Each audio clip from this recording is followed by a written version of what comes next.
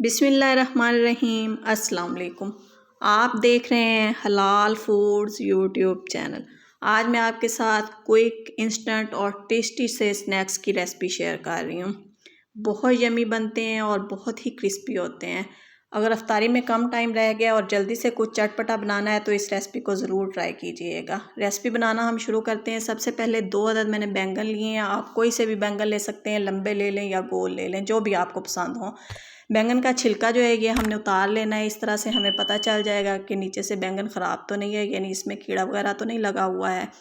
ये देखिए बैंगन का छिलका मैंने उतार लिया है। अब मैंने पानी लिया है और इसमें 1 टीस्पून मैंने नमक का शामिल कर दिया है पानी में, और बैंगन को हमने गोल स्लाइस में काट लेना है और इसको पानी में शामिल कर देना है। इससे क्या होगा कि हमारे बैंगन जो हैं ये काले नहीं होंगे। और स्लाइस की मोटाई जो है ये हमने तकरीबन इतनी रखनी है जितनी हम आलू वाली टिक्की की मोटाई रखते हैं ना, आलू की टिक्की हम बनाते हैं उतनी मोटाई हम स्लाइस की रखेंगे। 5 मिनट के लिए हमने इनको नमक वाले पानी में डिप कर देना है। 5 मिनट के बाद इनको मैंने निकाल लिया है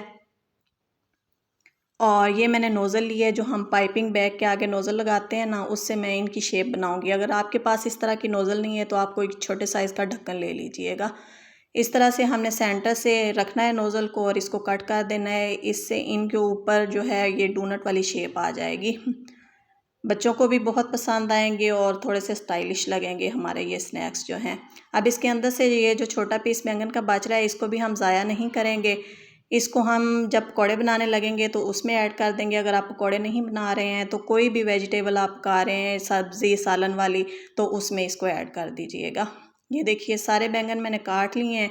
तो अब इसमें स्पाइसेस डालने हैं। 1 टीस्पून मैंने नमक डाल दिया है, 1 टीस्पून रेड चिली पाउडर, और ये है 1 टीस्पून धनिया पाउडर हम इसमें शामिल करेंगे। 1 टीस्पून ही इसमें मैंने ज़ीरा पाउडर शामिल कर दिया है। हाफ़ टी स्पून इसमें काली मिर्च कुटी हुई हम डाल देंगे।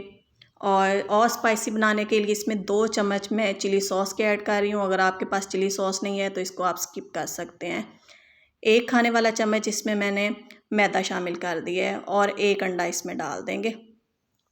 अब हल्के हाथ से हमने अच्छी तरह से इसको मिक्स कर लेना है ताकि ये सारी मसालों की जो कोटिंग है ये इनके ऊपर आ जाए।